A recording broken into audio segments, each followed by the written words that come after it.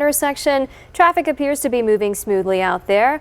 Let's check in with forewarned meteorologist Daniel McFarland with a look at your traffic and weather together. Daniel, temperatures outside pretty cold right now. Yeah, definitely. And you and I both had heavier jackets coming in here. Yes, we did. And that's going to be needed, I think, for the next few hours, Destiny. But as people tend to go out for lunch or go out during the afternoon, those heavy jackets aren't really going to be needed for most of us out there.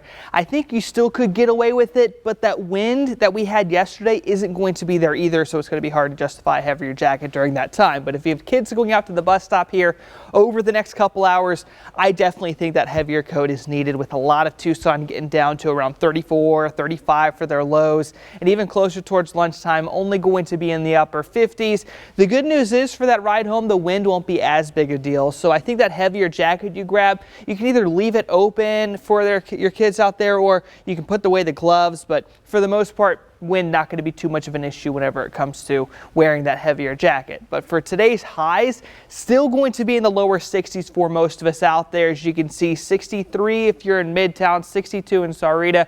Green Valley is an interesting area to watch because on Sunday they got up to 81 for their high temperature.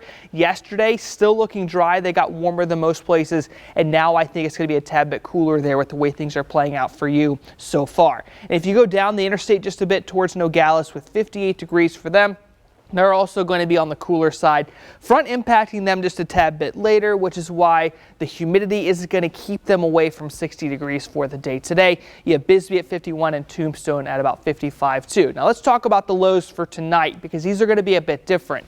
As you saw a few minutes ago, we're sitting at 37 degrees. Not really too bad, but the humidity we're seeing right now is there because the front hasn't fully left Arizona just yet. But once it does and that dry air really settles in, that's going to help that low get down to around 32, 33, 34 for early tomorrow, with a handful of areas getting down into the 20s. So the spots I'm tracking that could have the coldest temperatures besides Saddlebrook is going to be the east side and Vail, and the Rincons are going to have a lot to do with that. Tends to stay a bit drier over there, and with that drier air, temperatures drop a little bit quicker too.